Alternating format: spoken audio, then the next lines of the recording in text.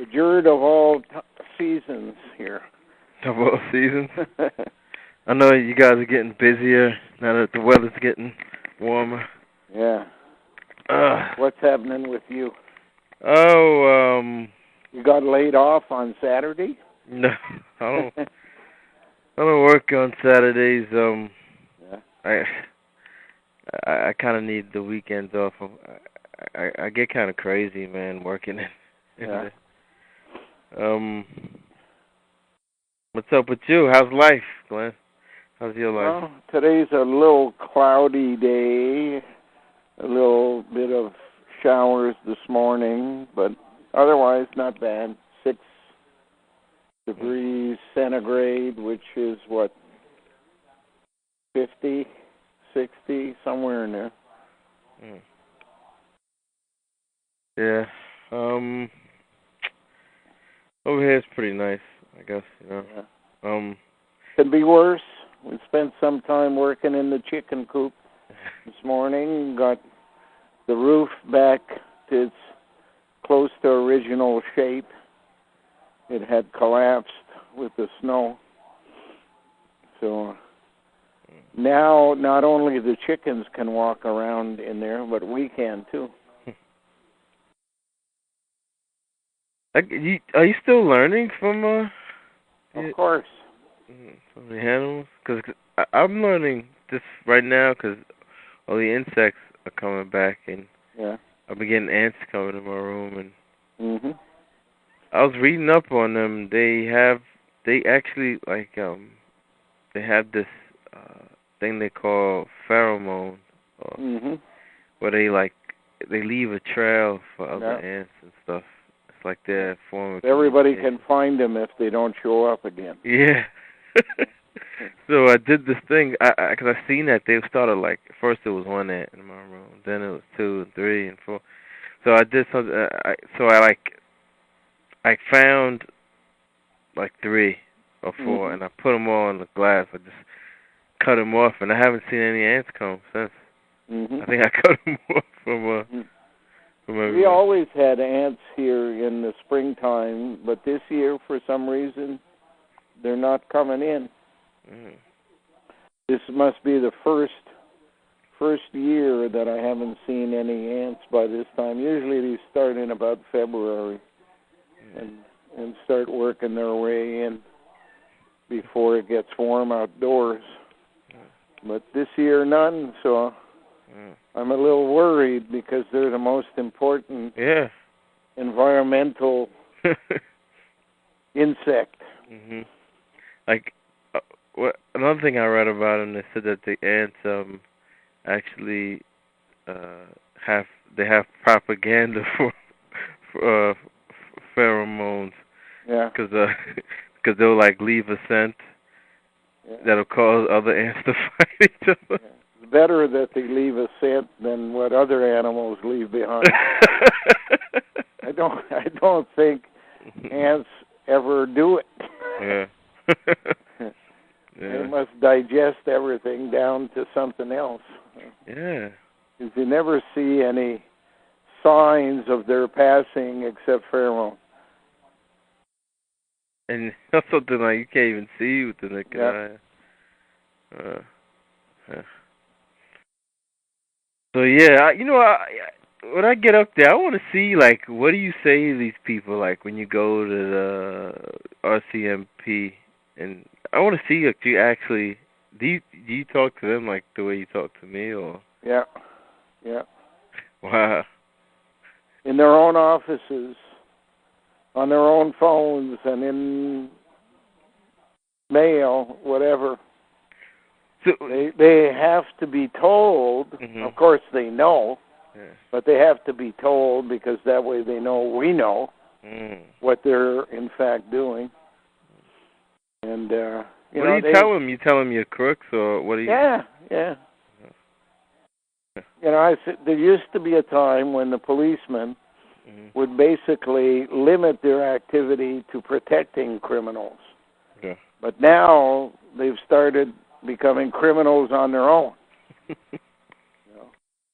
What they have in fact done over the last year is double our taxes, because our taxes on the farm are $2,400 a year, and yet they steal $200 a month from us because of that fabricated accident that they put together.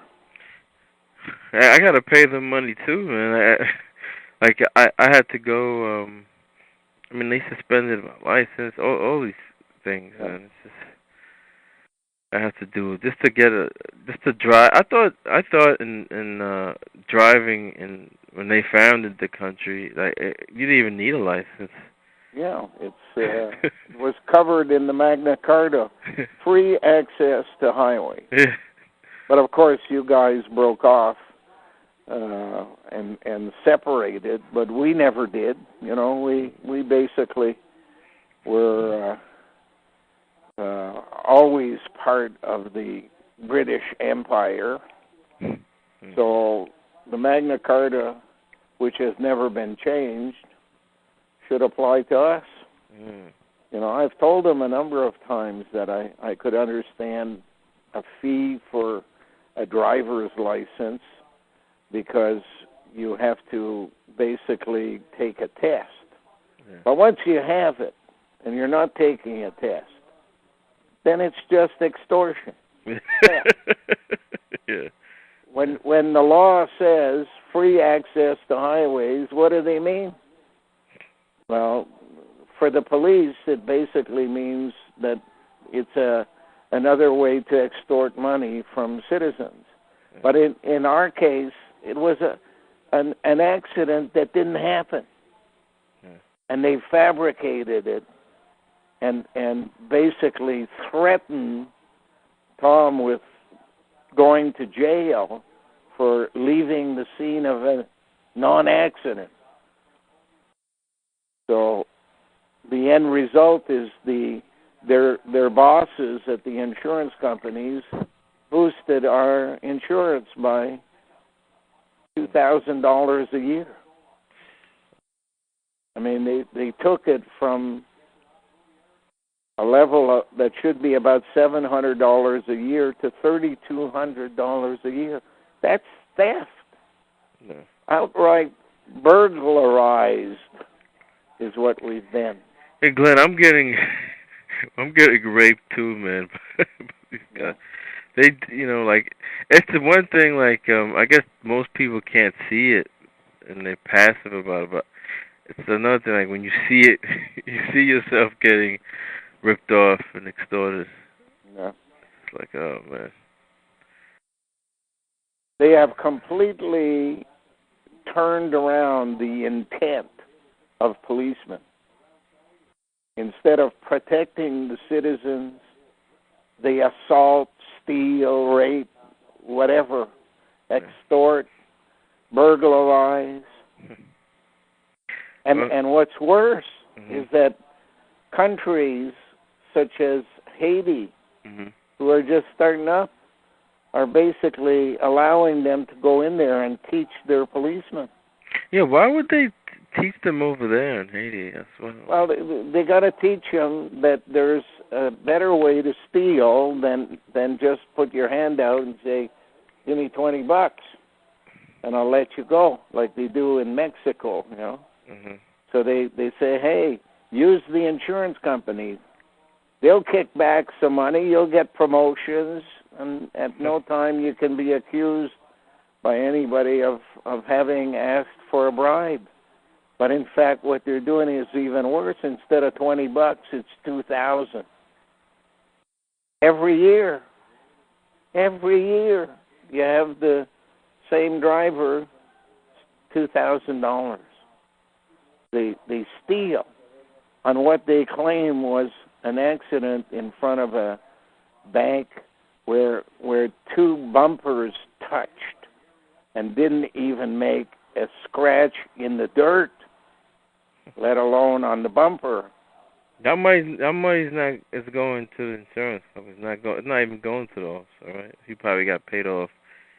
You know. They get somehow their kickback scheme must give them a bonus every year based upon the tickets they've handed out, and in the end, how much money do they really collect? Do they get a holiday in Bermuda paid for by the insurance companies? Who's going to investigate? You tell them you need an investigation. Somebody's got to raid Perth Insurance, not only in Canada, but in Scotland and in all of the countries going back to Australia. And somebody's got to bring out the paperwork to show how this deal works, how they pay people off. Do you think the policemen who are being accused of being the co-conspirators are going to run an investigation? No. Yeah. Pole ice. Pole ice. Top rollite. And what's they life? They are the essential excrement of the system. Yeah. What they did is they forgot to use the DNA, and they only used the shit. That's how they make professionals, pro professionals. That's accountants, lawyers, baseball players, hockey players. Don't tell me you tell those cops that. You tell them, hey, you know who coprolite is? You tell them? Absolutely. They must look at you like, wow, this guy. I've been in court, and I've told the policemen they were thieves, and in taking me from one place to another, they admit it. The cop says, I only can do what I'm told to do. I got kids in school. I got a mortgage to pay. But, they don't understand that if somebody doesn't stop the cycle, it's never going to stop, and it only gets worse. Yeah. But they're like herd animals. If nobody, if it's not like a big movement, they're not going to do it. People are scared to be singled out. But there's no reason to go around calling them names until they do something. But when they do something, you shouldn't let them off the hook just because they're policemen. Yeah. I mean, when I lived in Montreal, they used to say, call the police if you're leaving town for a few days, and they'll keep an eye on your house. And everybody got robbed. I heard there was a time where policemen were actually looked at as friends of people. I don't know how true that is. Maybe when. Well, that's how they established the lie that they live today. and of course, with the help of the media makes them look like stars in shining armor or something. Oh yeah, I was looking.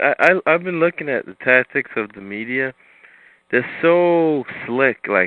They'll have some guy, one guy, Aleister Crowley. I think I told you about him, but the way they talked about, wickedest man in the world, and they're saying all these things, but they know that children watching this will be like, the psychology of children. Oh, that guy's so bad. I want to be like that, and that's exactly what happened. When I went to the police station to see the sergeant to tell him that he had a crooked cop on his hands, before I even discussed what the crime was or the evidence was, he said, I don't believe it. Now, where do you go? Yeah. And for the next month and a half, he sat on it and didn't do anything. And then he told me that it didn't happen. Hey, I was there. I saw it happen with my own eyes. If there had been an accident, show it to me, I told the cop. There's the bumper. Show me the accident. What did he say? He said, we had a report. We had a report. What report did you have? You wanted to arrest me. When you drove in here, you were looking for the guy with the long hair. And it just so happens that I'm not the only guy with long hair. You didn't have a report on anything else than what you needed to do your extortion. And he told Tom, he said, you have two choices. One choice is leaving the scene of an accident. That means trial, court time, and potential 2 years in jail. Or did not report an accident, you sign the ticket, $125, and it's over.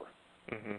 What he didn't say is, yeah, but your insurance company is going to use that excuse to boost your insurance by $2,000 every year for the rest of your life.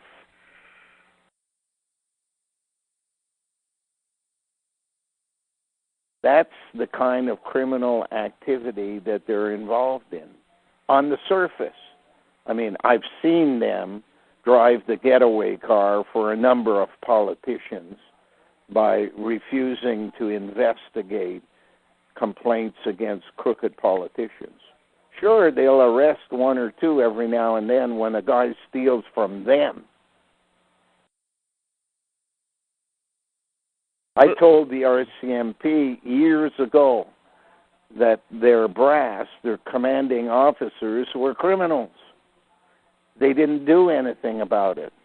But when the brass started stealing the pension fund money, that's when they did something about it. I heard you had a name for somebody. You called them DAG, the top DAG, Deputy Attorney General. Deputy Attorney General. Yeah, you mentioned that person, the top DAG, you called it. What did you just noticed that when they said? That's their name. The Attorney General is the politician, and the Deputy Attorney General is the bureaucrat who runs the show. And of course it's linked to top dog. And the top brass in the police means the ass. You know?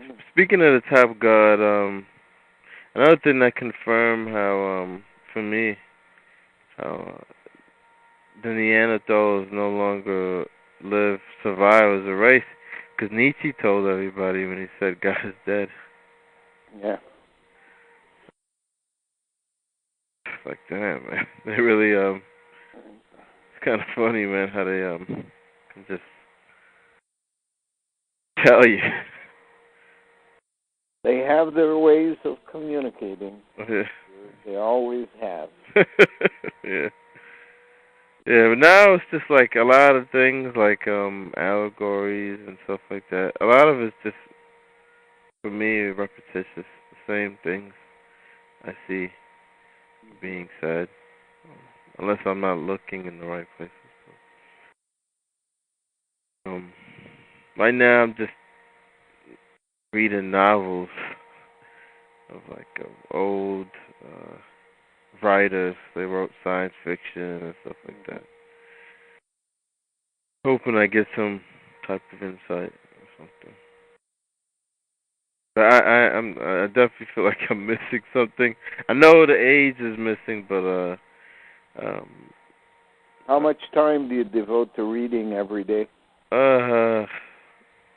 Sometimes I don't read. Sometimes I read like a few chapters in a book or something. Or depends what type of book it is. Sometimes if it's an encyclopedia, like the way I'm reading it, I'll try to read a page, right? Read that one page, and then I read a word, and then the word goes, go look into this word, and I look into that word, and it's just 3-4 pages of just so much stuff about things that I was looking at the word, some word that led to hemp and flax, and I went to, and it's so long, it's this whole descriptions of how to plant flax and water it and take care of it. I didn't get to read the whole thing, but I'm just trying to just read it from front to back. So, well, there was a time for about 5 years that it was the principal thing I did every day was read. Mm-hmm. And now it's seldom that I read. I read the things that are sent to me, type of thing. Mm-hmm. But it became so obvious, so repetitious to me that there wasn't very much new to be learned. Once you've established the premise and you work out the basic detail, it kind of gets down to, I've read this kind of stuff before, and very few times in the last few years have I had something that says, hey, this is important, this is a good piece of background information. Mm-hmm.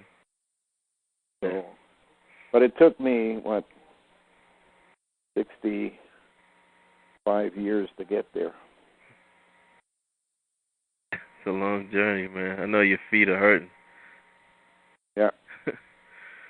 Yeah, I'm just, I come across words that are not even used in the English language anymore. I'm just trying to break words down to syllables, and I'm trying to use, one thing I'm trying to work on too is like etymology of words, like finding root words that link things. It's all important stuff to create the base of knowledge that you will need to, at one stage of the game, you start working out these things in your head rather than on paper. Yeah.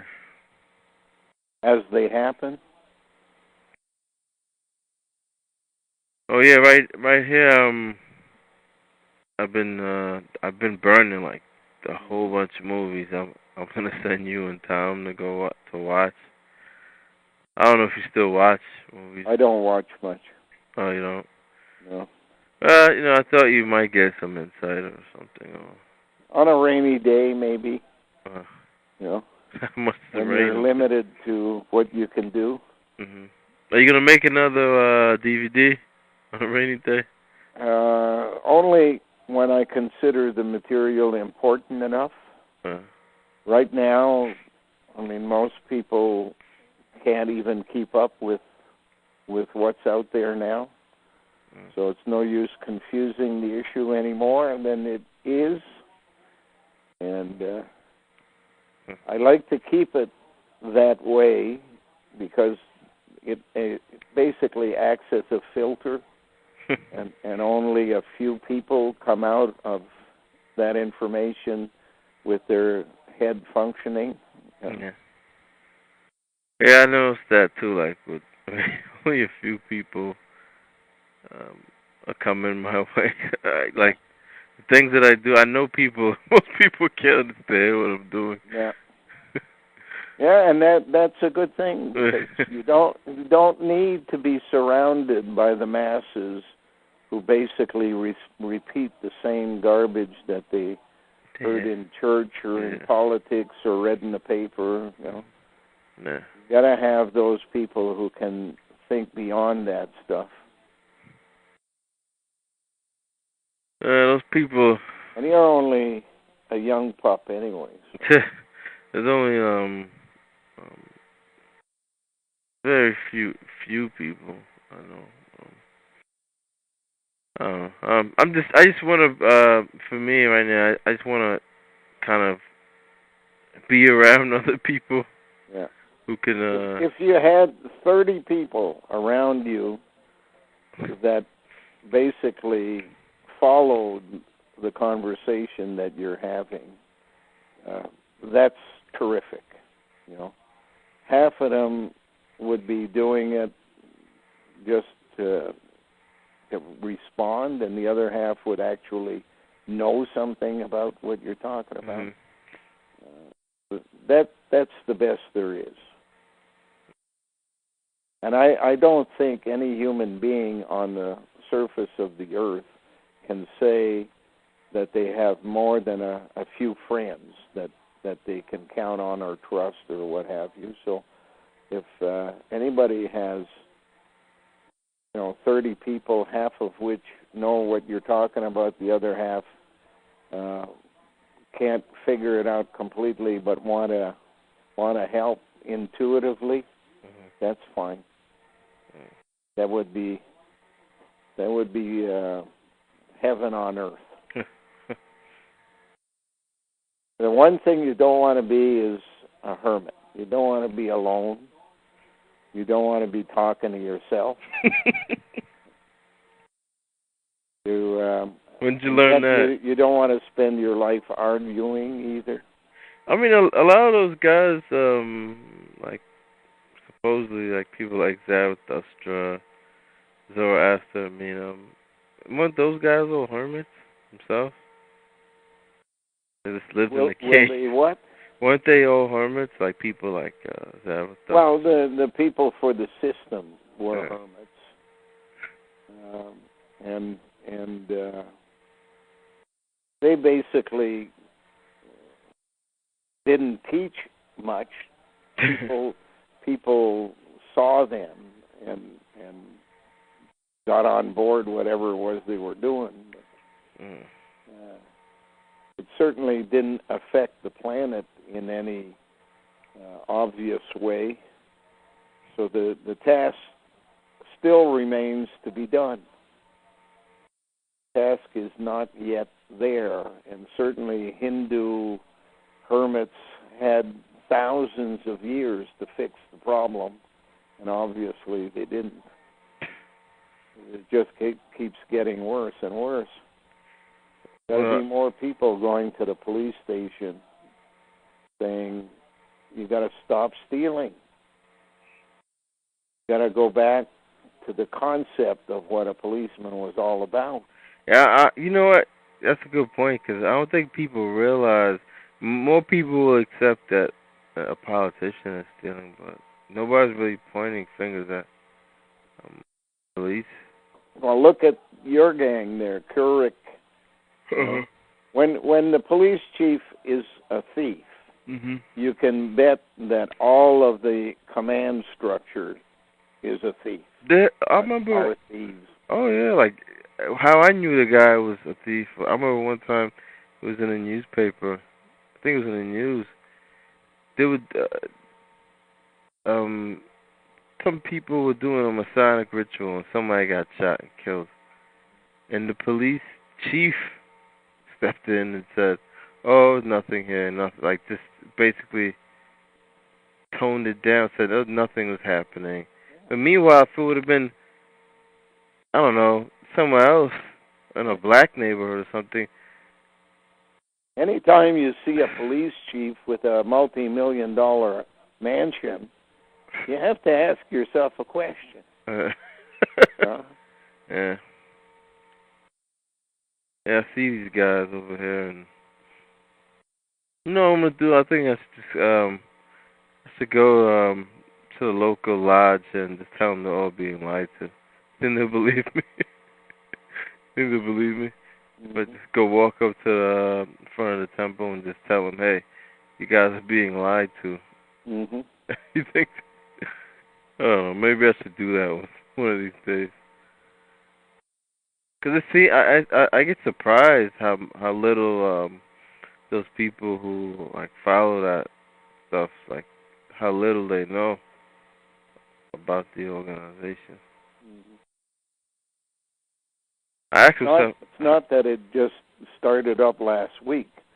So if they don't know about it by now, it's because they're not making much of an effort. Yeah, I guess they understand. They get some type of instant gratification from it. Yeah. Well, that's Because that's all of them. Even like I noticed I found there was this writer I came across. His name is Ted Chiang, and he's probably about maybe a little bit older than me. But he was born right the next town over from me, and this guy got all these like numerous awards for writing like science fiction stories. Somebody like that is already. I mean, the reason that they won all those awards is because they're part of it. You think? Well, I don't know anyone in the media who wins media awards without being part of it. Yeah. I don't know of anybody. There may be somebody, but I have never heard of them. No. And I'm going on 70, so I've been looking around for a while. Yeah, I seen this one media. They called it. It was a show, a piece called The Vanguard, and like the media, they go into China and Morocco, I think it was, yeah, and they go in China and they just show that they go, look at all these prostitutes, all these sex workers they call them, and the government supports it, and they I guess the reaction that she was trying to get was like, oh, look how bad that is, look how, but that's how the system works. I guess they always show it like one-sided, so you come to type of conclusion. Like she goes, oh, look how they're all harvesting hemp, they're all harvesting marijuana right here in these fields, and it was some, I think of Morocco, yeah, in these mountains, hilly areas, and they were all just harvesting marijuana, but she left out the part. Well, you know, that's that's the government. That's like she made it look like, oh, this is the head conspirator right here. Like, no, it's not. Those people are just, they're all paying off somebody, they're all working. Whenever they do movies like Skull and Bones or that kind of movie, they always make it out to be a lone wolf or a person who's outside the norm of what that system is all about. Yeah. And that's all lies. I remember when Pablo Escobar, I seen one. They're like, oh, yes, we're locking up Pablo Escobar, and they showed this whole thing where they killed him and went over there. Mm-hmm. But they left out how he just stopped paying them off. That's why they killed him off. Yeah. And so people come to the conclusion, oh, wow, they took down a bad man. Yeah. I heard a lady today, she's like, oh, she's like, you know what I think you should do? I think you should start drug testing kids in school. And I was just like, I was like, wow, man, you just want to wow, that's so, and it's always women I'm hearing. Like, I think these women, their will is the direct will of the system. It's, everything that they do is always something I could picture in the Neanderthals. I don't know. Wow, man. How do you convince people like that? How do you?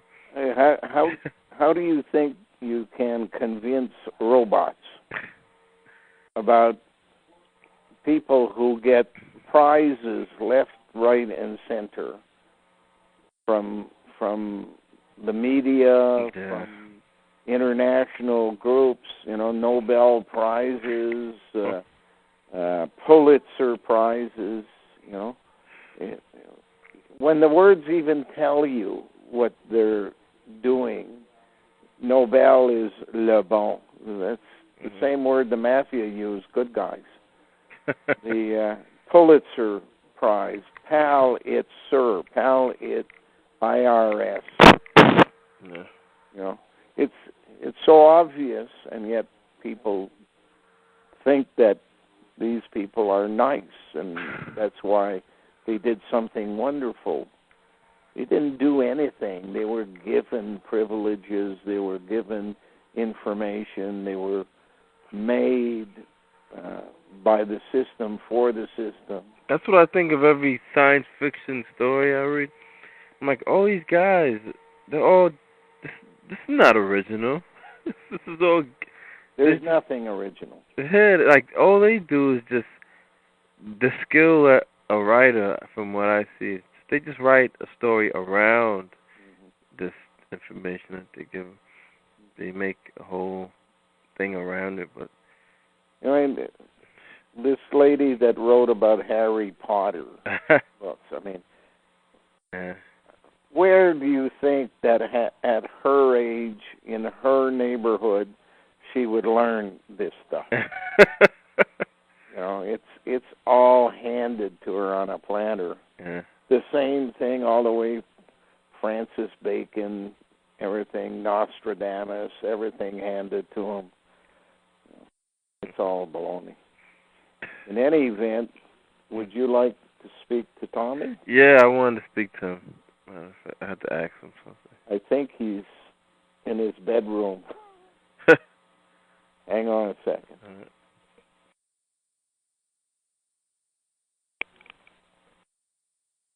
What's happening?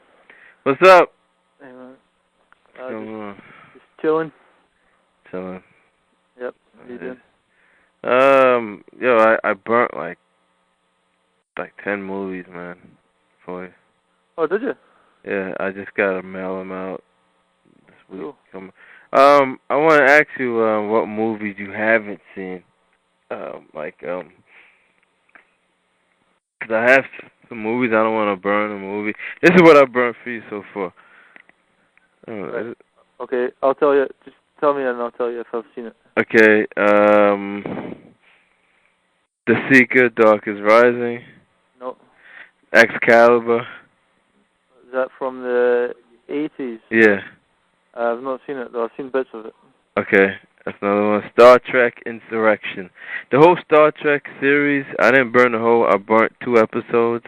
Yeah. And one is Star Trek Insurrection and Star Trek Nemesis.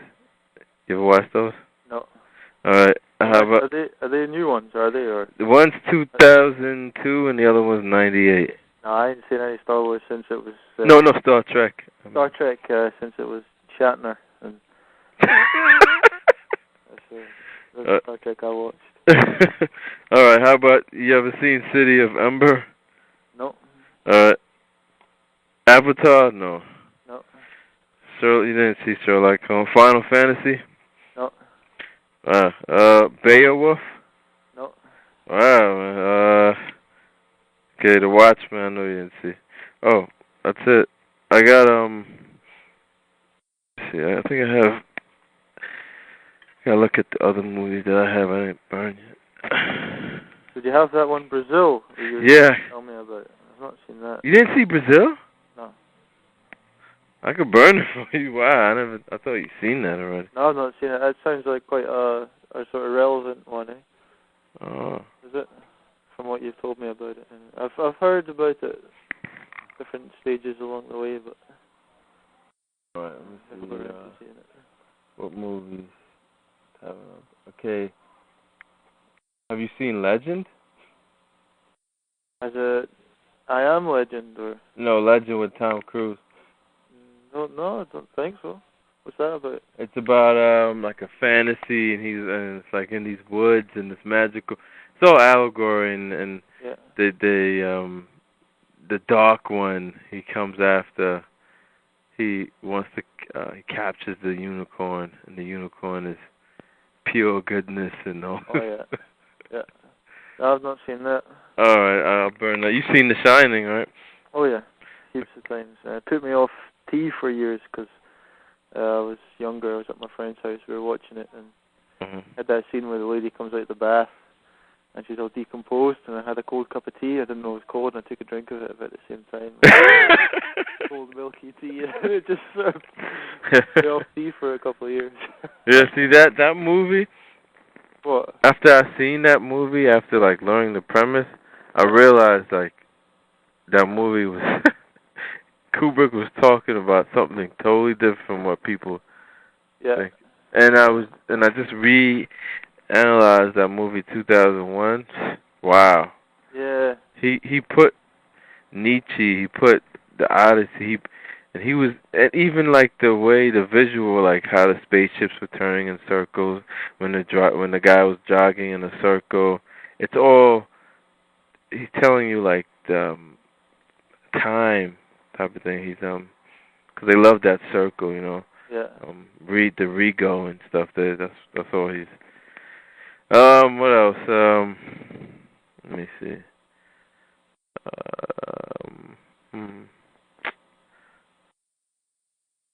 Good one. Yeah, have you seen Donnie Darko? Yeah. Have you seen that? Yeah. What do you think of that one? It was really surrealistic. Yeah. They put some stuff in there. I was actually reading something on the net about it that gave me a little bit more understanding, because they show the guy. He used fire and water, yeah, you know, to destroy things, and that's really symbolic. There's other things too. I gotta watch it again. Yeah, I've seen that film loads of times, but not seen it for a while, but watched it quite a lot.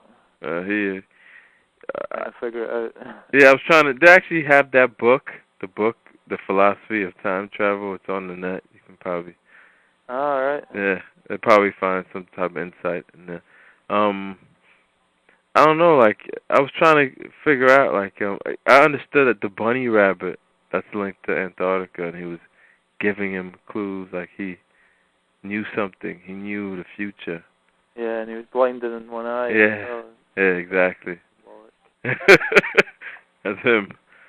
So, but right. they do it, and see, like, they use a surrealistic lens in a lot of these. Like Aeon Flux, the cartoon. I have the whole series. Right. And you got it's interesting. It's like the way he does it. He has these whole series, and every episode there's no continuity. Every episode is yeah, a different. Maybe I could burn that for you. I'll send you that one. Glen Kealey doesn't watch that much movies. No, well, there's a TV set downstairs that has a built-in video and DVD player. I think Glenn just uses that for watching the Rose Bowl. Someone sends him the Rose Bowl on DVD.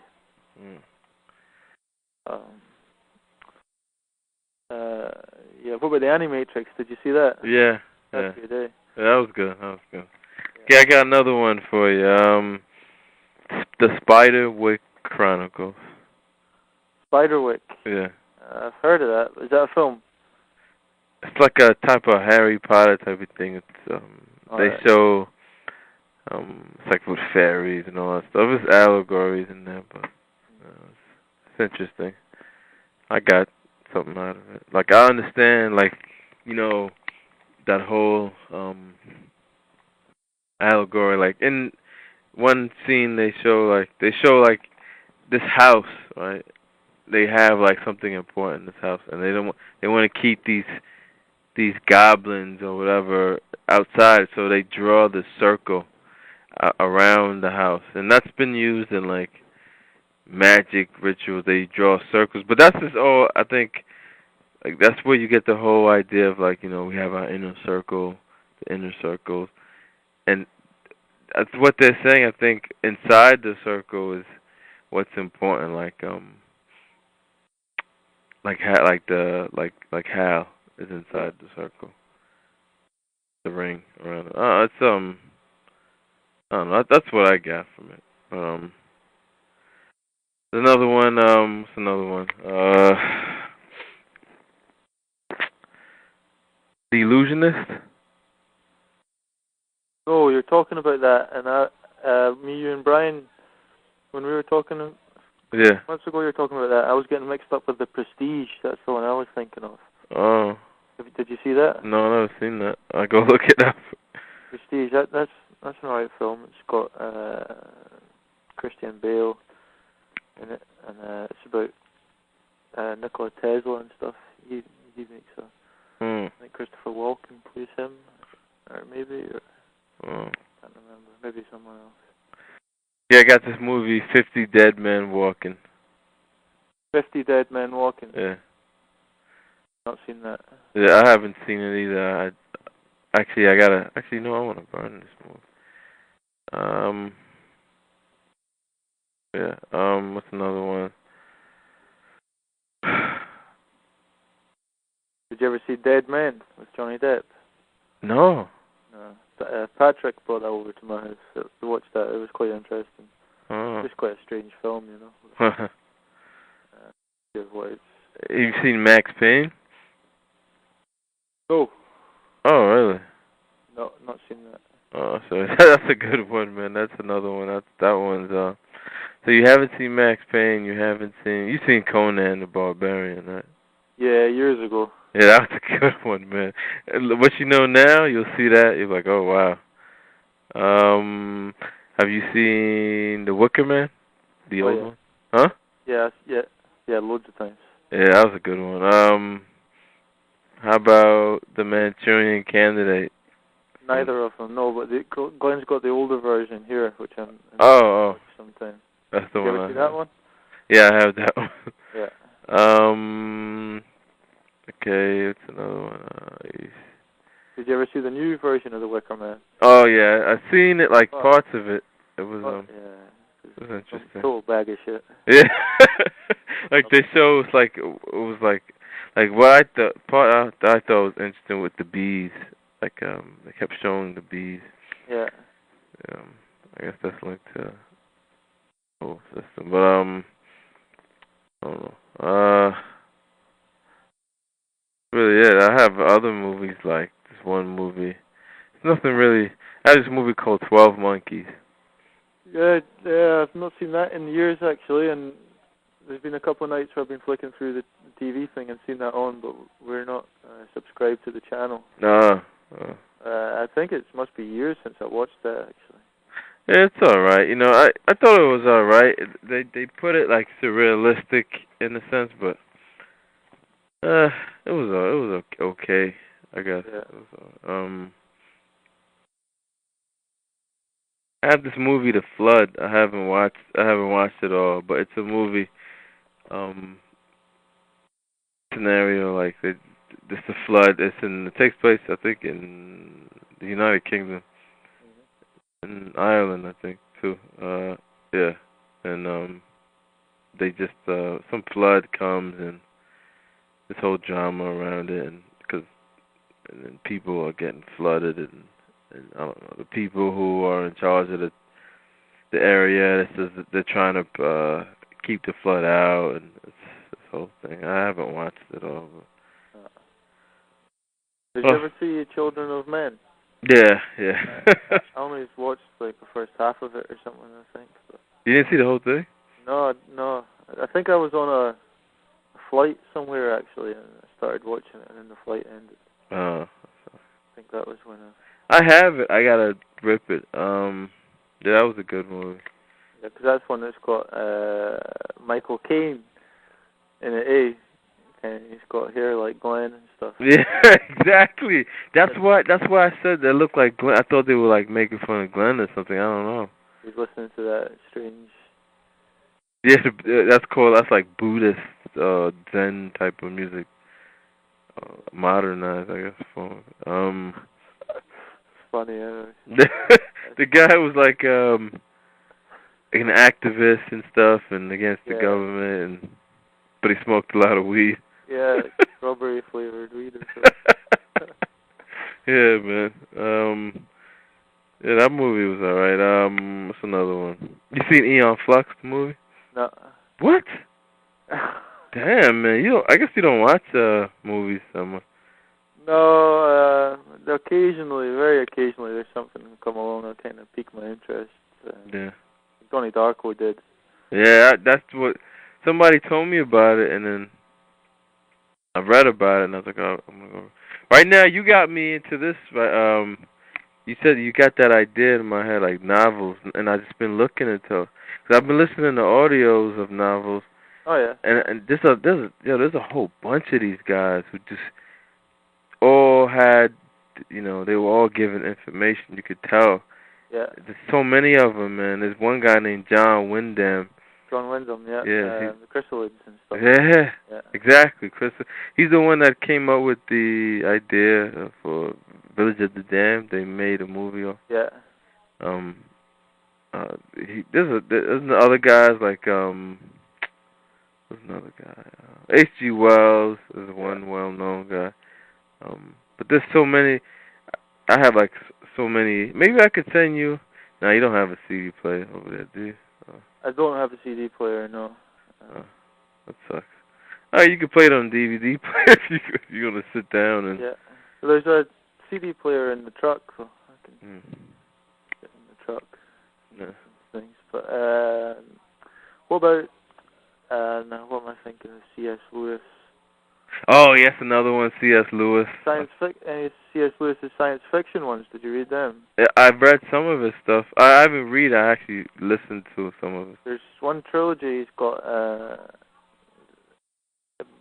forget if the trilogy, either the last book of the trilogy or the trilogy is called That Hideous Strength. Oh yeah, I listened to that. Yo, wow, that shit's crazy, man. I uploaded on the forum the Hideous Strength. That shit's. I was like, wow, man. Like I know. I've been meaning to get to that one for years, because I've read the first two out of that series. The second one's Perlandra or something. Yeah. Oh yeah, he has a. I can burn that on the CD for you. Let me see. First one's Escape from the Silent Planet, I think. The second one's Perlandra. Let me see. The Hideous. There's another one you should listen to. It's called Chalky 67 by John Wyndham. Right. That's another good one. Yeah. Chalky. I got a whole bunch of Arthur Clarke. Isaac Asimov. He's another one. Okay, I've not heard of him. Yeah, he's another one. What about Mary Shelley? The guy who was involved in. Who? They had him in some kind of cabinet they made for the war. Not M.R. James. He wrote The Devil Rides Out and stuff like that. The Devil Rides Out. He would be more in charge of the stuff he was dwelling on was more like magic and spiritual things and stuff. Like Satanists and things. He did a book called The Satanist, The Devil Rides Out. God damn it, why did I forget his name? Keep going now. Oh yeah, speaking of Satanists, I did a whole. I was just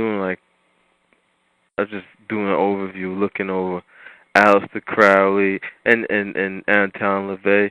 Yo, those guys were all just it was just one big. When you look into Anton LaVey or look into Crowley, right? The guy was an MI6 agent. He did propaganda, and he was in New York, dishing out propaganda for for British, but it was pro-German, anti-British, and it was just so. The guy joined the secret society. It's called Order of the Golden Dawn, and W.B. Yeats. A lot of famous writers were in there, and then the guy would do things and get away with so many things, and what he did, he had a house in Sicily, where they would he would just drug people up, man, and I think he was probably reporting because it was like an experiment he was doing, showing how you can how far you can bring people through drugging them, and I guess at the end of his life he found out that they used him, and then they used his whole free love thing. They used that in the hippie movement, and that's how he helped that. And then out of that came Satanism. Anton LaVey, this guy was raised in a circus. He admits that he came from a gypsy family, and he was all circus family, and this whole Satanism thing is just one big a gig. It's just because his whole life was basically a circus. So hey man, Satan's cool. But it's not even. But Satanism, his brand of it, they all say, "Oh, hell, Satan," but they really don't really worship Satan. They say it's more about it's like a materialist philosophy. Yeah, like that was it, man. I was reading someone's bit and they saying, trying to explain what Satanism is about and stuff. It's about, I don't worship anything, I worship myself. Yeah, exactly. How do you say about worshiping yourself? Yeah, and then out of Satanism came the Temple of Set, and that's with this guy named Michael Aquino. And you gotta see this guy. This guy, I got clips of him on Oprah. This guy admits he was Army intelligence, psychological warfare. Yeah. So like, it's all just a one big fraud, and you know. He helped set up the OTO as well, right? Yeah, exactly. And all the musicians, all like part of it. Jimmy Page. Curly, he did things. He climbed the 7 tallest peaks.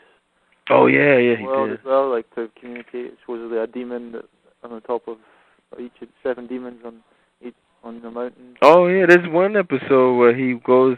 There was a guy who was in love with him, and he like brought him out to the desert, and like they were walking in the desert for days, and they took drugs to have like this spiritual experience. And he like, I don't know, did something to the guy, had sex with him, and the guy was never the same ever again. And he would just do these things. He was like an egomaniac. Some people proclaim himself the wickedest man in the world. Yeah, I think that was really the BBC that did all that. I think they did that because when they do that, they make it look like, oh, look, he's so bad, and all the kids are like, wow, this guy's a real rebel, and then they all follow him. That's what see, that's the role the media plays. See how they do that? Yeah. You gotta see, like, I seen them, like, the people the Satanism, they brought him on Oprah and Geraldo. You gotta see the role. They're all in on it, though. Like, people, the talk show, they make him look like, oh, you guys are bad. But it's all a sham, because they know what they're doing. They know exactly, like, what they're doing. But. And Crowley had a house by Loch Ness. Oh, yeah. Supposedly it's haunted. Jimmy or someone? Some guy at Led Zeppelin. Oh, yeah, he bought the house, Jimmy Page, I think. But, that's where he would use his thing. He would do his things to communicate with the demons and spirits. Heroin and stuff. Oh yeah. And then that's where he wrote the book of law. The book of the law. Yeah. And he would. That's where he made the book of the law dictated to him by his higher being or whatever. Yeah. Iwas, which when he drew a picture of him, and it looks like a trog. It does, man. Big eyes, big head, small jaw. Looks like a trog. And then he was stories like he would lay out sand as well in the rooms when he was doing his rituals, and there would be footprints on the sand from like the demons or whatever that would come. But then I remember how people like him also sent out to like create mystery and stuff like that as well, create wonder and mystery. That's what he did, man. Because I remember reading a story that he was in some kind of Arab tavern or some equivalent or something like that, or in some tavern, and there's some Arabs picked off and about to have a big fight, and he Crowley picked up like the pendant that was around his neck and uttered a few sacred words or whatever, and the guys chilled out and sat down again. Just stories like that, you know. It's just like, did that actually happen, or is that just like propaganda? Yeah. Oh yeah, like you gotta see the documentary I was watching on. They were like, they're like, oh, Crowley, he's really a powerful man. Like, he was summoning spirits, and he stopped this ritual when you summon this demon, and you're not supposed to stop it, and he stopped, and that demon. I was like, they're talking seriously, like. Yeah. I was like, wow. Get teenagers into magic and shit like that, probably. And that's what it did. They have a whole, There's magic with a K at the end. Yeah. Different kind of magic, real magic, or it's just but the funniest thing, I think the funniest thing, I like Crowley, man, the Book of the Law, every people abide by. Yeah. Do as thou wilt. Yeah. Now, when you live in something that is a plan based on nature, and someone comes along and tells you to do as you wilt, could you see the double meaning of that? Yeah. Like a plant wilts. Are you wilting? Yeah. The pretties? Are you wilting? I heard you can find like I haven't read that book, the Book of the Law. I don't know. No, I've never read it. Do you think it's anything interesting? It's probably because whenever like I know it's one brand of this whole occult or whatever, they got this magical. I think it's I don't know, like it's so like smoke screenish. Yeah, man. I mean, all these things that people say, oh, but it says basically to just be good to people. You know, you need a book to tell you don't act like an asshole. Basically, be nice to people. You need a book written by any asshole to tell you that. Yeah. It's like the main gist how a lot of these things are like justified by people. Do as thou wilt. Don't do any harm. Anything that causes harm to people. Or shit like that. Oh yeah, but like when you look at Antel and Vey, he would say, "Oh, don't harm anybody, but if somebody does something to you, you destroy them," and he would say, "Destroy them and abolish them," and all these things, and yeah.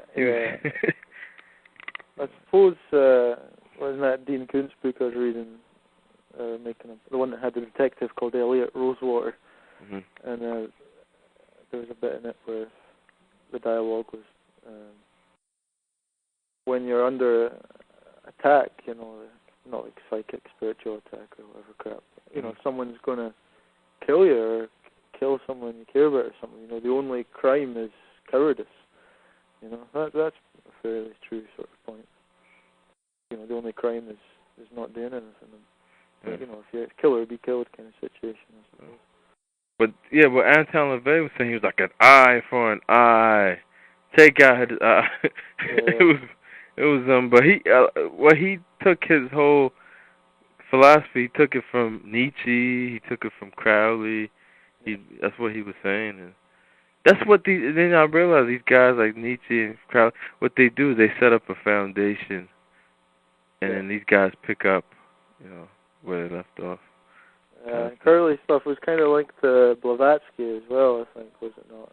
I think Crowley had something to do with Egyptian right. Oh yeah, exactly. Yeah, he was. That's the one that goes up to 90 and the gatekeeper to the trogs. Yeah. Well, apparently, anyway. Yeah, I don't know about the OT. I don't know. Like, it seems like all that ritual, magic stuff, and Satanism. It seems like really like they don't even know much. Because I'm hearing, because you hear about them on the media. So, I don't think these guys know much. No, I suppose they just kind of get them scared to. Yeah. Like you're saying, like people phoning up Kalkri and like from the industry and saying, "But you swore an oath." Yeah. If you break the oath, we're going to send this demon or whatever. But people believe in that, like, and they know that it's a Christian, like America. They know people are Christian, and they want that reaction from Christian people saying, "Oh, look, they're worshiping Satan." And yeah, totally. So it's just, I just saw it as another, they're just polarizing and doing what they do. But I don't know. I made a video about all that Crowley stuff. That stuff is kind of like surface stuff, really. Yeah, man, it's stuff you go. Yeah, totally, and you find. Man, you're replaced. We've managed to. You put it well in that bit, and you said to Phoenix or whatever when he did his big spiel on the forum about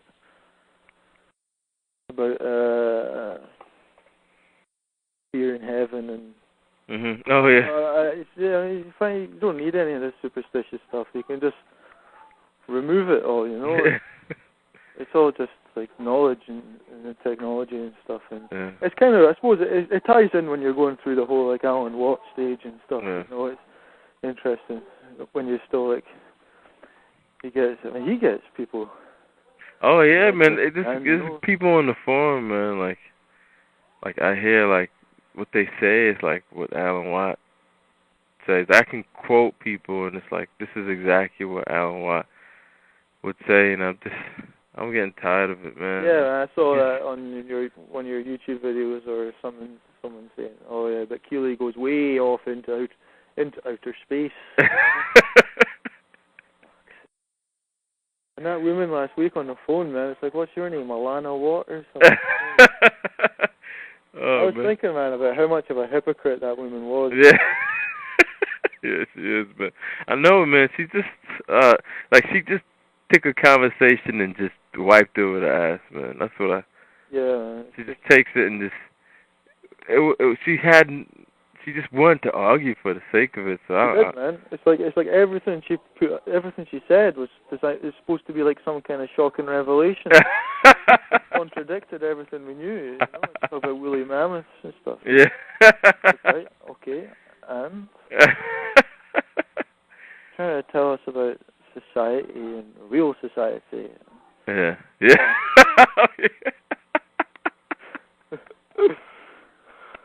Yeah, man. She's just, she's like this other lady I know, Rose. Same thing. Like they're stuck, like almost like reading and just like they're all reading like bureaucrat books, like people about like morally strong. And they're reading about these bureaucrats, and I guess they think they have the inside information or something. I don't know. Yeah, but I was just I was thinking that it was try and like remain constructive. When you got someone like that on the phone, without just basically telling them to go away. Yeah, that's what I'm gonna do next time. But she could have done with going and just listening to our last week's episode, and then that would have like showed her that a lot of the stuff she's trying to put forward as being contradictory to everything that we believe in or something is, she's way off the mark, man. She would have been better going and listening to last week's one. Because I was thinking, man, she was in the stage. She was still in the stage of anger and blame. Yeah. She's in shock. Yeah, blaming people around her, even though it makes no rational sense. Yeah. Yep. It's the stage she was in. But then, just such a hypocrite and telling she was like, because she lived through things. But I don't know if there's any point in bothering. It's like she's on about, well, not all men are just into sex and a sandwich, and that's not what all men want. It's like, well, that's right. Stereotypes don't apply to everyone, but stereotypes are stereotypes for a reason, And sometimes, if an objective use of stereotype is handy to make a point, just like the one she was trying to make to us about saying how we're all a bunch of crap men because no one was before. Every man in the world was exactly the same as our father, and now us guys are crap because we get so much porn on the net or something. It's like, well, she's doing the same thing, resorting to an objective use of stereotypes to try and illustrate a point, and that's just so hypocritical, Yeah. And just dumb, man. It's just dumb. Perfect. Yeah, she's I don't know. Next week, I hope it's a little different, man. I'm gonna try to, I don't know, come with some topics or something. Yeah. Try to think of some topics or something that you come across in your research you can talk about. Yeah.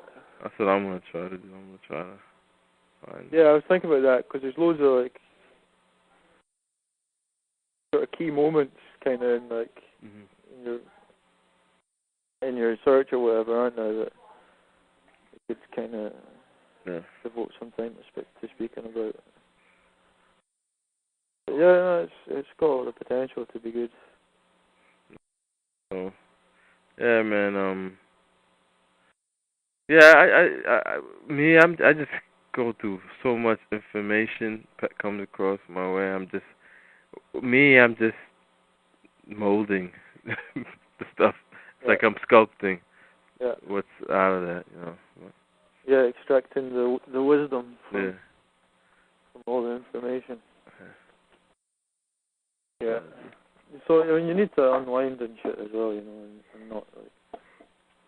Yeah, but how about like reading all the time, like I used to. I used to try to make it like a duty of me to read all the time, but I can't do that, man. Nah. Like, if you try, if even like half an hour a day or an hour a day, if you try and do that most days, then as time goes by, you get a lot of it done. You know, I get into videos, making videos, and when I make the video, I actually learn stuff when I'm looking for stuff. Yeah. So I do that. I do, because there's so much in there's so many levels to and all the like dots and stuff as you connect and you go through the information again, you see connections you didn't see before and shit. It's good. Man, I got ants all over my damn room, man. Yeah. They just keep coming. Yeah. What the fuck?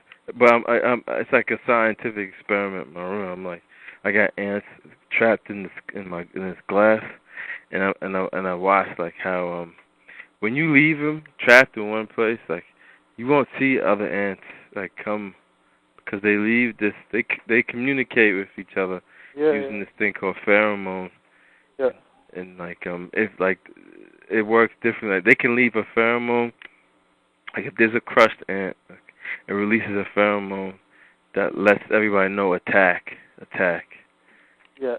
There's another pheromone, like they leave trails to know for other ants to follow.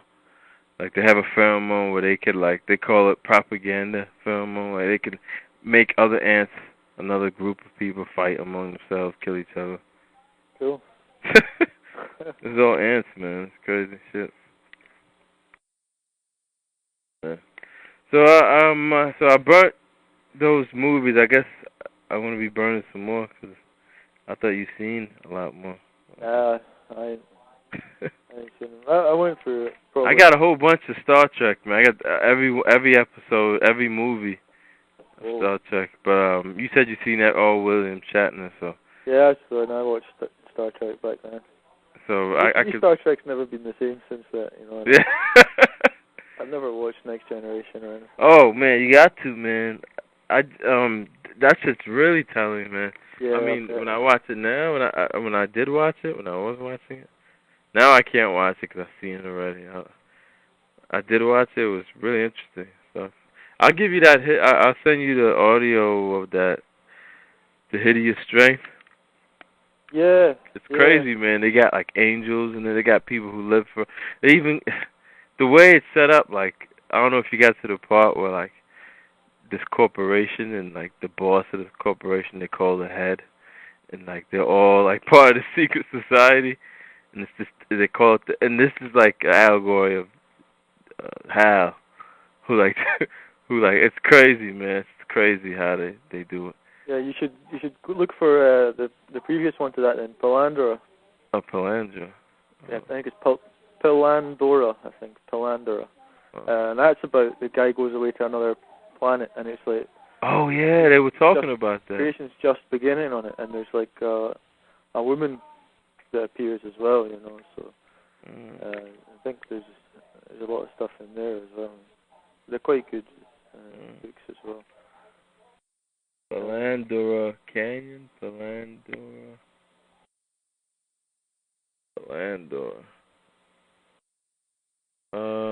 What's his name? C.S. Lewis. Oh yeah. Yes. Lewis.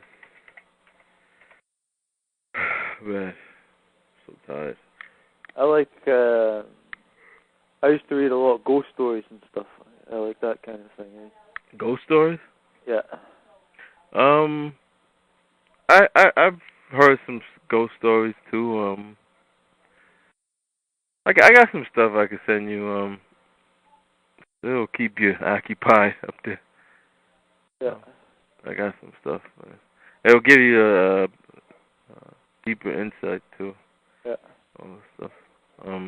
Yeah, 'cause I wanted you to watch the stuff so you could probably caught something I missed or whatever, or when we're talking or whatever, having to talk to you. Yeah. Oh. Well, I think I'm gonna take that. Yeah. Did you ever get out to have your fire? No, I should go today. Or maybe tomorrow. I'll go tomorrow night, 'cause now it's nice. like a nice day out. We've had a beautiful few days, last 3 days up. Yeah. 3-4 days, it's just been brilliant. The snow's been melting. There's no mosquitoes out yet, so. It's like no snow at all anymore. There's no snow. It's just hot out. It's just like becoming spring. Is it spring already, or? I think today's actually officially the first day. Oh. Because I'm seeing insects now, and you're back, man. It's all over again. The rebirth. Yeah. I wonder why they put IRS in the word spring. I wonder. Yeah.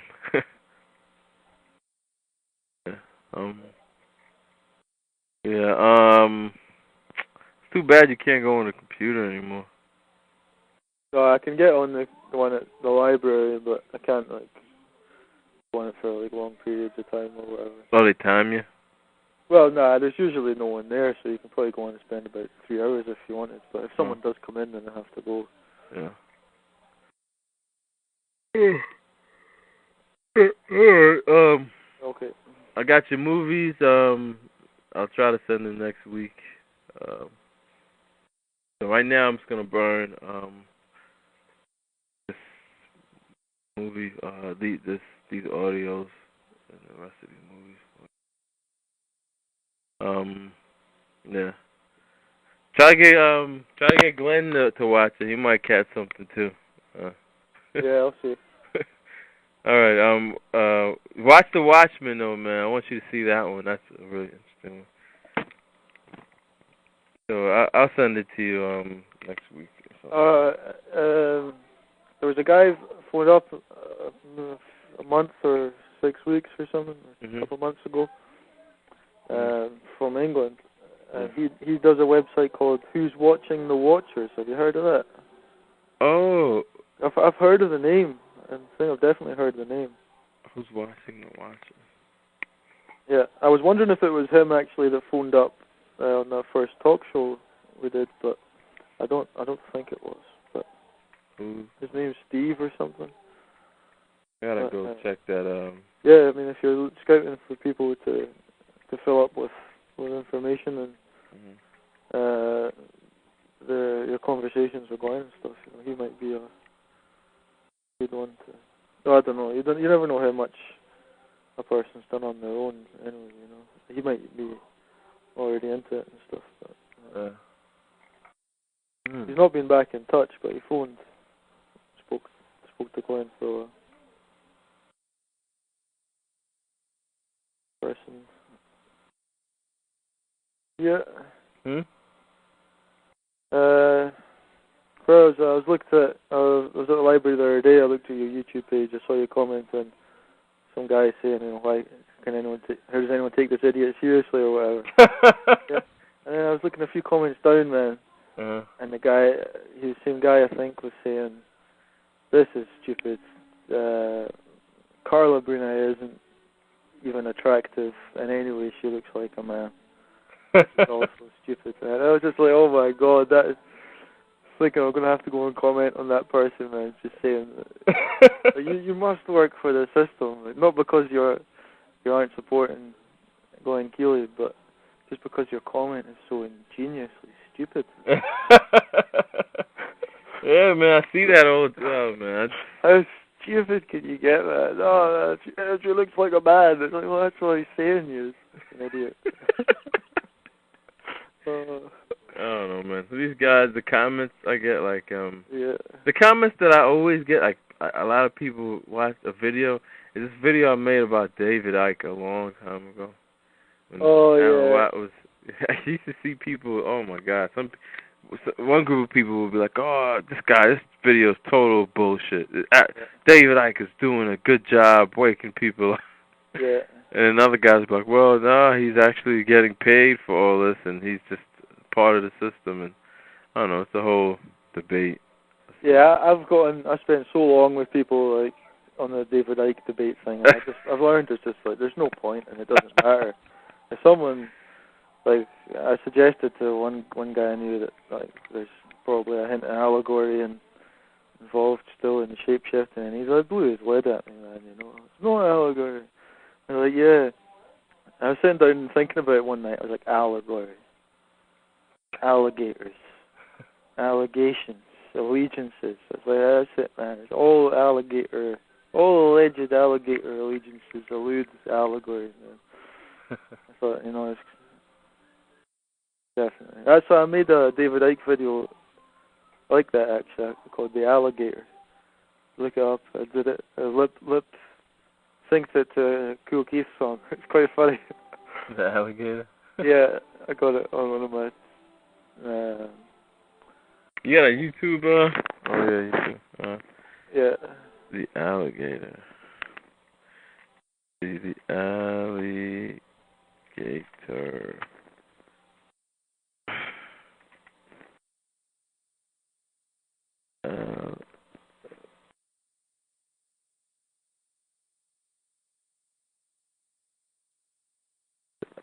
Alligator. Let's see.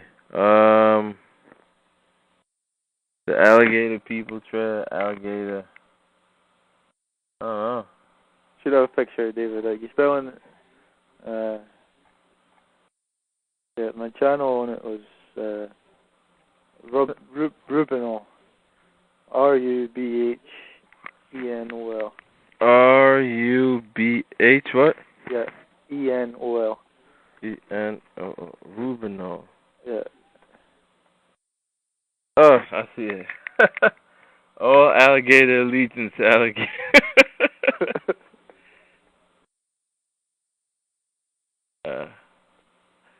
An alligator goes shape-shifting. David Icke is a Masonic entertainer, but poorly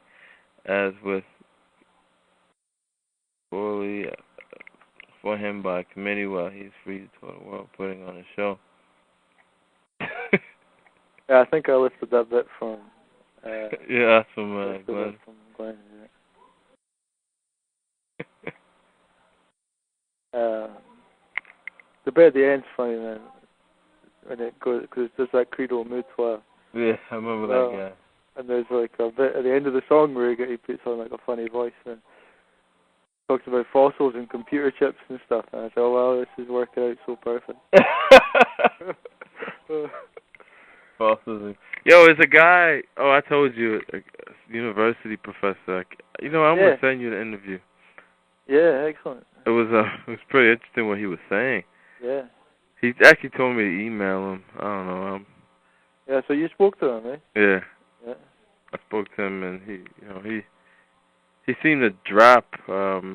He's like, I'm researching other stuff now. He's researching genetics of populations. Like he teaches at Utah. All right. So I don't know. Something about university professors, man. I don't know. I don't trust. Yeah. I'll send it to you. Yeah, John Nash is the guy we need, man. He's the man we need on the scene. John Nash. He can sit and work out Hal's equations and shit for like equations of bright reality and stuff. Yeah.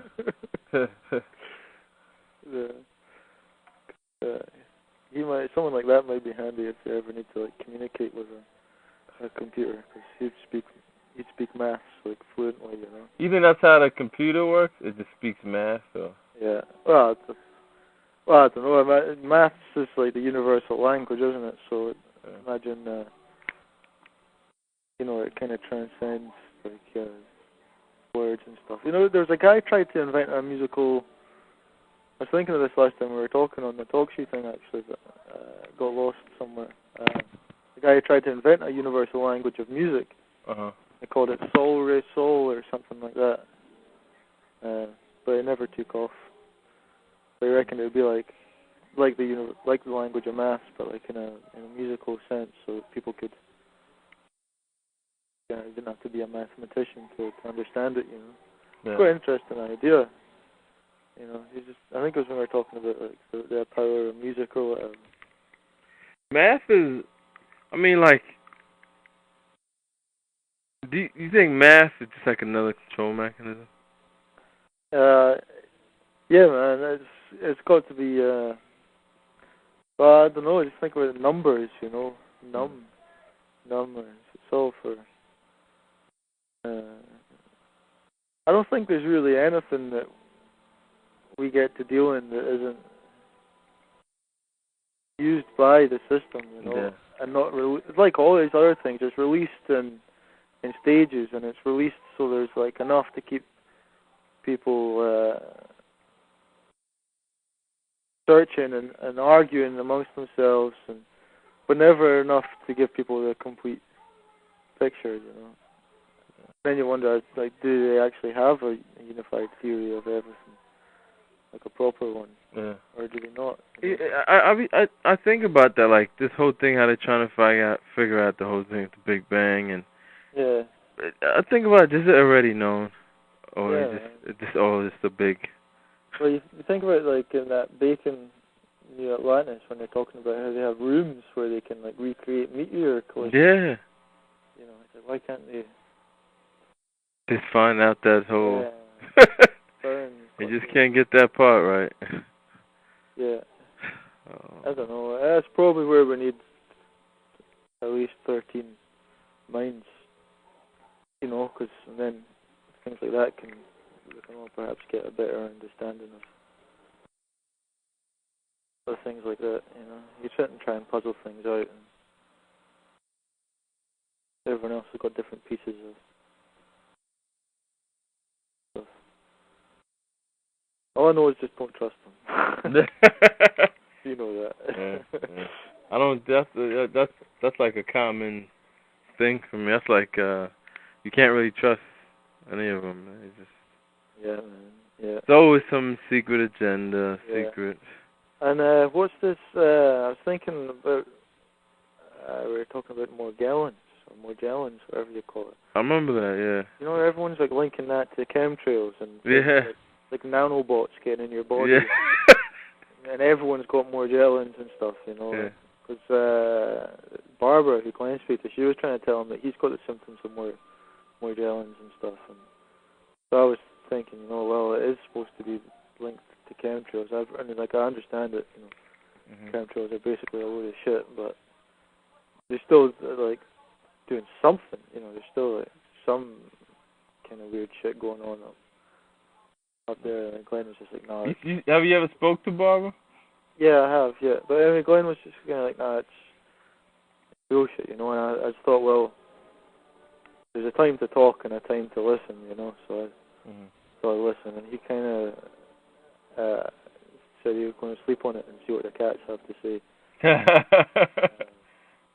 And yeah, man, it's basically balls. It's stuff that's genetically engineered, like probably like prior to birth.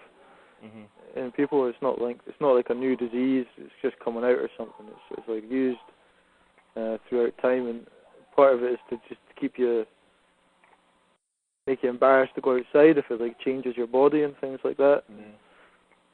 As well as the spraying of the sky. Well, they are spraying. Yeah, but it's. I don't know what.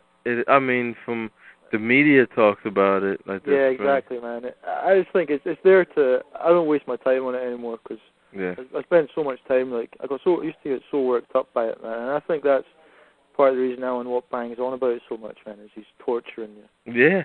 He's torturing people, man, because there's fuck all you can do about it. And you're lucky, you know, if you ever meet anyone in your life who's like noticed it or something, you know, you're lucky. But according to the cats, people were talking about it 8,000 years ago, man. From airships, they were doing that kind of shit. Wow, yeah, I'm just looking at an ant right now. Wow, I killed an ant earlier, right? And this ant just picked up one of his dead and just started. What's it gonna do? They're gonna build a funeral pyre for it. Pennies in his eyes and burn it. Wow, man. They're going to send it out, bury it out at sea so that it gets back to the Moho discontinuity quicker. The ants actually work for the Moho gods, man. They're actually gonna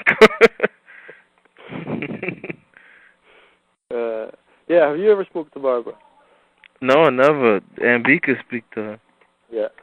she speaks to her, and I heard she's like really into numbers and stuff, Big and time. I can't get into that, man. I thought I knew a little bit about it, man, but then like she came back to me with some stuff, and I was like, whatever. It like runs her life, right? She's on like a level like way like up beyond anything I know about her. Way beyond. Like does she have like a good understanding, you think, or Of numbers and stuff? I heard she like, from what it sounds like what Ambika was saying, it seems like she like dominates her life. Yeah, I'd say so, man, because she came back to me, did my charts and things and all my numerology. Mhm. It basically turns out that like whatever I'm doing now, I'm on like the right track for what my charts and stuff would say I should do. And so to me, it just that's fine. It's like obviously I can manage fine without worrying about that kind of stuff. So otherwise you it swaps places and you let it. You can see how a person can become so reliant on it. Oh yeah, it's like astrology, man. Yeah, man. But like the lesson I learned from it is that I'm doing fine. I can pick my way through life with reason and intuition, and I can get on just as well as if I was checking things with my charts and shit. So I don't need to. I wouldn't want to get to the point where I don't or I do something because it's not in the stars or something. Wow, man. But like, so like, Glenn and her, like, what are they like? They always disagree on stuff, or? No, I think Glenn just lays out from the beginning with her that he doesn't really buy into that kind of stuff. But it's what she does, Because I'm thinking the guy Glenn is, right? Who Glenn is, and then hearing somebody talk about numbers and stuff like that. Like, I guess, yeah, they just disagree on something. Yeah. So I mean, on one hand, you've got it's a perfect sort of control mechanism for the system, to tell people what they can and can't do and what they should and shouldn't be doing. And then, of course, in the zodiac being a big business plan, like if they studied the procession, they turned it into their plan, Yeah. But then it strikes me at the same time that everything they do is based on something natural as well, So, like for me, I wouldn't rule it out, but I don't. It's not something I would turn to rely on for like making decisions. Yeah. I would just go through it, work it out with reason myself, and apply any intuition, and go from there. I wouldn't need to consult a chart or phone Barbara and tell her, and ask if I should or shouldn't do something I've already decided I was going to do or not going to do. So I don't know. I mean, I don't know, man, how I would handle that. Like, I really don't like even hearing that stuff because it's like somebody telling me I can't do something. Yeah. So that's just how I am. I really don't want to. Yeah, same. I mean, like I say, nothing in my thing, in my charts that she went through, there was nothing that I decided I wanted to do or was going to do or had done that would have come up with an answer, or you shouldn't do that, or you shouldn't be doing that. How does she do it? How does she like go through life like that? Like, well, I don't know. It's just I don't know. I mean, it's crazy. I feel like it's sort of linked some like similar to, I suppose, to OCD people. Like the people who can't turn right, or people who have to get up in the morning and walk in a circle 4 times before they leave the room.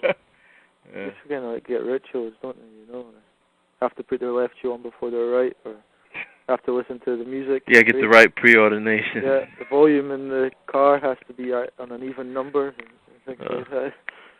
Well, is she like, she's not like New Age or nothing, right? I don't know. I've only spoken to her really once. Oh. She's just, well, I think it's actually sort of her profession, being an astrologer, and Oh. neurologist and stuff. But I'm not sure how far into the New Age or anything she is. All I know is she keeps sending Glenn things about. Well, how can she like support, like, she actually agrees with what Glenn's saying and she's into all that stuff? Yeah. How? Like, well, how can you? That's crazy. I mean, that's not. She's proved it to herself that. Oh. She's proven to herself that it works and there's something in it. Oh. So she's a person who's capable of making up her own mind and knowing how to apply her own reasoning, her own knowledge to someone else's knowledge, and is able to use common sense to come up with the solution that no one person knows absolutely everything. And, and not to.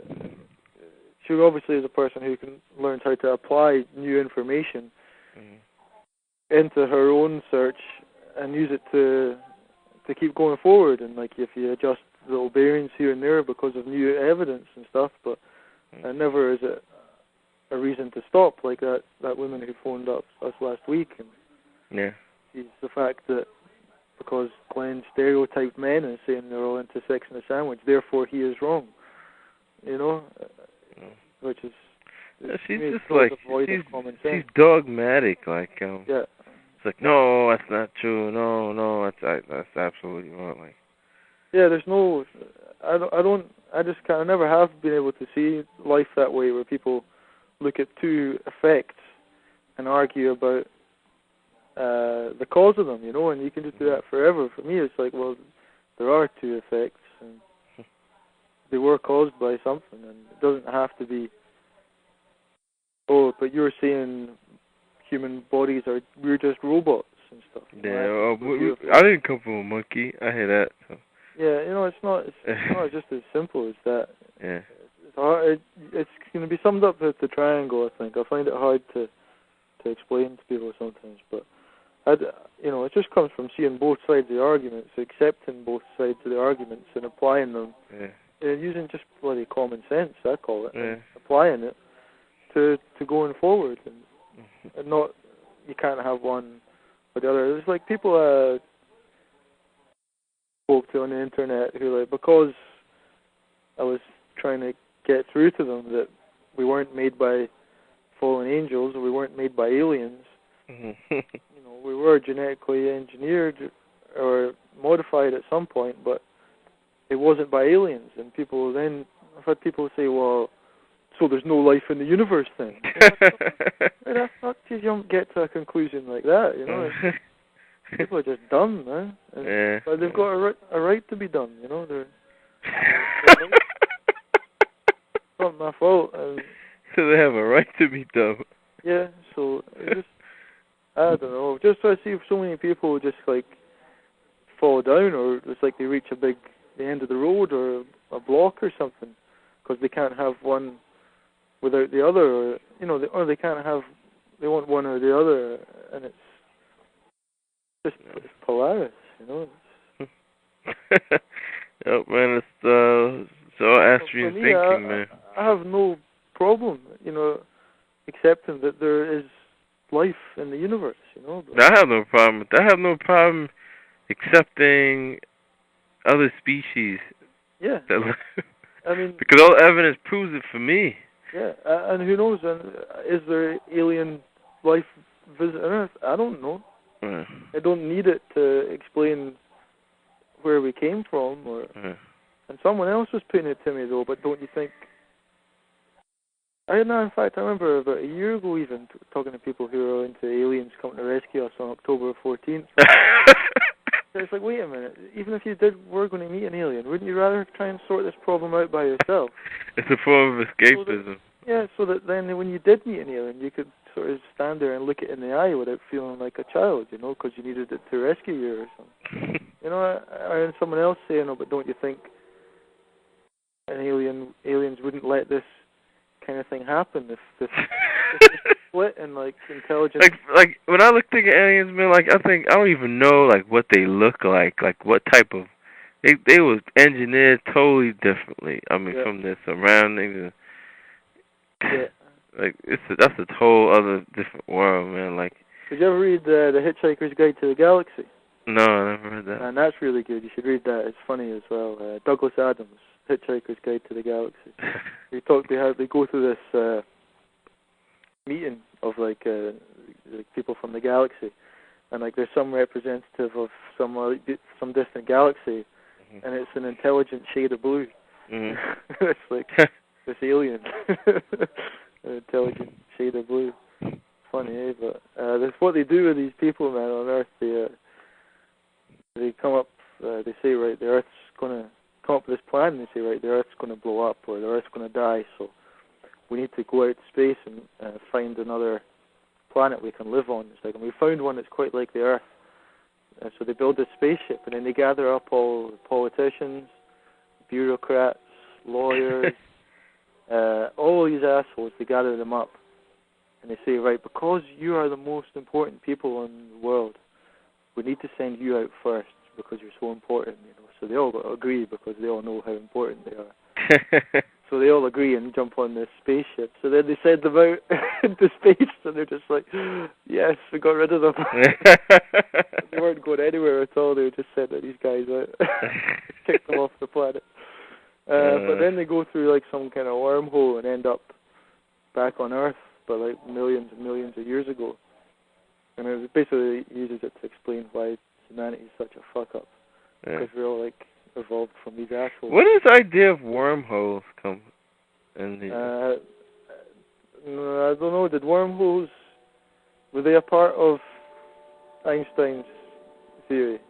Or are they something that... I'm not sure. Because they use it a lot in science fiction. Wormholes and stuff. Yeah. Oh, wormhole in time. Yeah. Time flux or something. Yeah. Well, do you think like, say like other species or like, do you think like the body, for instance, do you think it ages differently? Because think about it, like if the body's isn't under the strain of gravity, isn't it gonna age or differently? I don't know. Yeah, I'd say so, especially if they haven't had their life cut short deliberately, like we have. You know, the average life is supposed to be 130, and that's just an average. Nobody makes it past rare 90 rare nowadays, rarely. So that, you know, I think without and just like it's like shit stress people are subjected to in their life, or like excessive use of alcohol or drugs. That's part of it, but I think it's in the gene. It's like just something that like just gets set off. And so there is some gene, I think. I think we were talking about that when we were talking about the Morgellons thing, actually. Yeah, but people, I mean, you'll be engineered not to have a shorter life than creation decided that people ought to live for. But yeah, I mean, I don't know. I mean, people talk about like they go down into like super hot springs or geysers, whatever they are, down at the yellow part, down at the bottom of the ocean, where it's like there's such a high sulfur content, and the temperature is like constantly above. Wow, sulfur! Wow, that's 400 like degrees. That's directly from the core and shit, man. But they say, and then they like eventually find out that there's some kind of life like surviving on it. I think I've seen that. Yeah, but it's like, well, you know, why can't life just? I don't see why if it needs to be a tolerable temperature to life on the surface for life to. Yeah.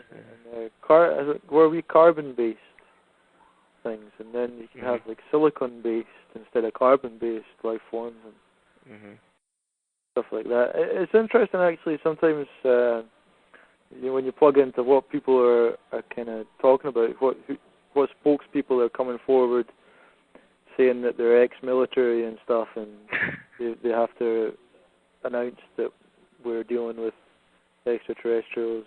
And it's sometimes interesting to hear some of the things they talk about, like different kind of life forms that they say exist and things like that. But,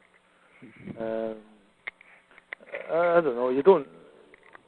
It's always bugged me, and I'm not the first person to be bugged by it. It's when people see a UFO, and they go, "Oh my God, aliens are here," and it's like, wait a minute, you saw something on the Earth, or it was in the Earth's atmosphere. Why does it have to be from? Saw it on Earth, you know? Yeah. You saw it like. Yeah. The other end of the universe. But where the idea of that come from? So Hollywood that did all that. Yeah, and they don't like to promote at all, like too much the inner Earth thing. Some guy did like the Journey to the Center of the Earth. I seen that was a movie that came out. If I was a movie director, or if I could talk to, I'd be like, yo, make a movie of them. Make a movie, because they just find books usually and make movies out of the books, like Torpa. They made a movie out of that, man. Did they?